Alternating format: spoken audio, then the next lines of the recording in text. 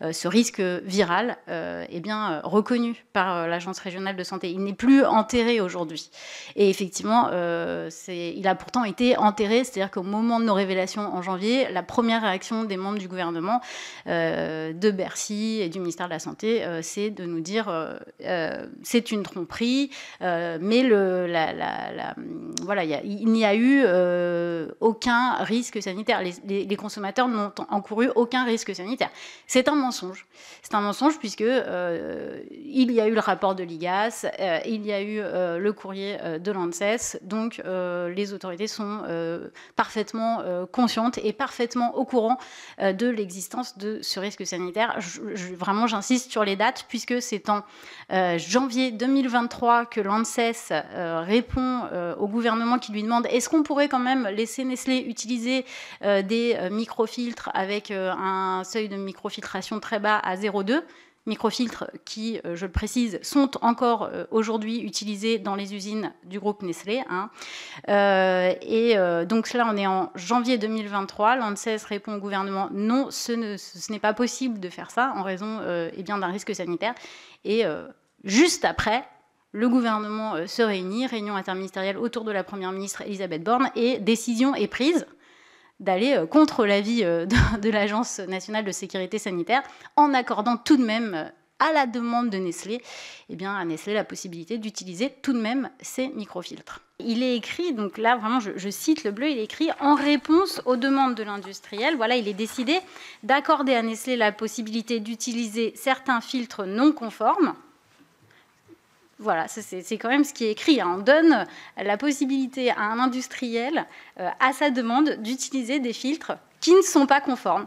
Donc voilà. Ça, c'est quand même une décision politique. Enfin, voilà, on a quand même une décision interministérielle d'accorder des filtres qui ne sont pas conformes. Et on autorise Nestlé à utiliser ces filtres non conformes, mais on demande au contrôle sanitaire d'assurer un suivi microbiologique et virologique de l'eau.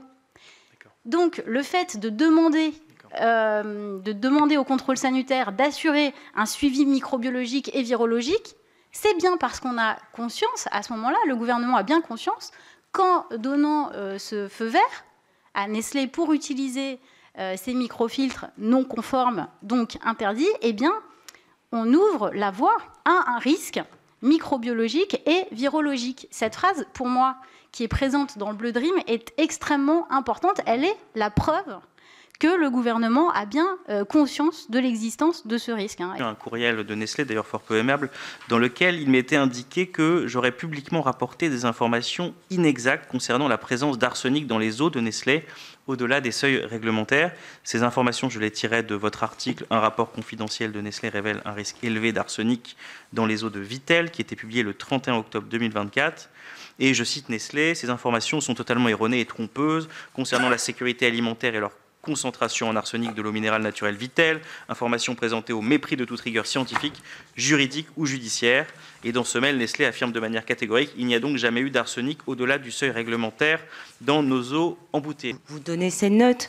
Il s'agit d'une note confidentielle de Nestlé qui se présente sous cette forme. Voilà, ce sont des notes rédigées avec le risque critique élevé et qui fait état, en fait, ces notes internes de l'industriel font état de la situation sur le site des Vosges des eaux, de la qualité des eaux. Donc, par exemple, la note que j'ai sous les yeux, et je pourrais vous passer celle qui correspond à l'arsenic, fait état précisément de l'ensemble des pollutions bactériologiques et chimiques de ces eaux, en particulier de la source Essar, qui d'ailleurs a été suspendue lorsque les traitements ont été retirés. Essar, c'est une source qui alimente les bouteilles Épar, enfin la marque Épar. Et dans ces notes confidentielles est signalé l'ensemble des traitements illégaux, est signalé par Nestlé qu'ils sont absolument alors ils disent pas dans l'illégalité, mais ils ne sont pas en conformité avec la réglementation française ni européenne. Voilà, donc il y a plusieurs notes qui ont été faites par l'industriel en interne. L'une d'entre elles concerne l'arsenic. De quoi s'agit-il? En fait, les relevés concernant l'arsenic, il y a alors, le traitement contre l'arsenic est absolument autorisé. Des éléments techniques qui font que, au final, dans le produit fini, le taux d'arsenic peut s'élever à 12 voire 13 microgrammes par litre, donc au-dessus des 10 microgrammes par litre autorisés par l'OMS. Ce risque est signalé en interne par les ingénieurs de Nestlé et par ailleurs, l'ARS a annoncé investiguer davantage sur ce problème. Parce qu'effectivement, ce problème n'a pas été communiqué, vous vous en doutez, par Nestlé. Et de la même façon, et c'est tout le problème de la communication de Nestlé, qui se permet de réfuter des informations qui viennent en fait de leurs propres ingénieurs. Donc il y a une façon particulière de transformer la réalité des faits sur le côté mensonger.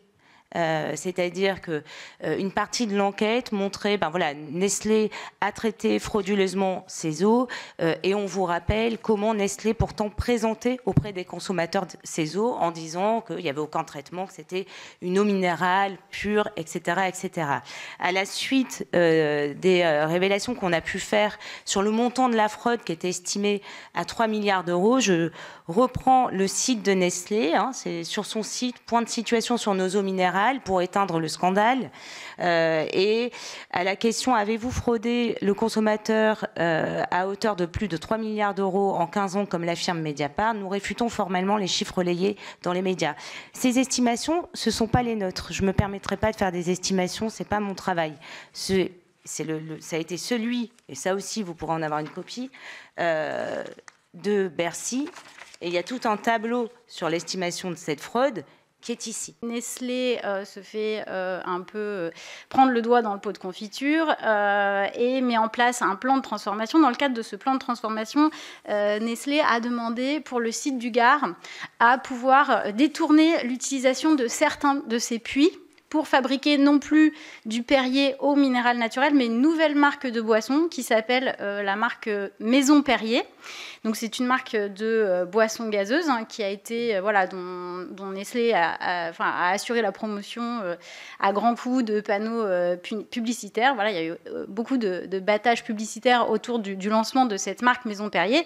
En fait, cette marque Maison Perrier a bien été lancée finalement pour que Nestlé puisse continuer à utiliser des puits dont l'eau était contaminée, vraiment tellement contaminée que ces puits ne pouvaient plus être utilisés du tout pour produire de l'eau minérale naturelle. Donc, Nestlé a obtenu le droit, l'autorisation, par arrêté préfectoral, de pouvoir détourner l'utilisation de ces puits pour produire non plus de l'eau minérale naturelle, mais des boissons gazeuses. Donc aujourd'hui, dans l'usine du Gard, on a un puits qui est fermé, parce que tellement contaminé qu'il ne peut plus être utilisé. On a 2 puits qui ont été détournés pour produire la marque Maison Perrier, et puis on a d'autres puits qui sont toujours en état de fonctionnement, mais pour lesquels il y a des questionnements et dont les rapports, les rapports des différentes, de l'ARS, de la DGCRF prouvent que dans ces puits également, il y a des problèmes de contamination bactériologique régulièrement. Et donc, normalement, une eau contaminée régulièrement ne peut pas être utilisée pour produire de l'eau minérale naturelle.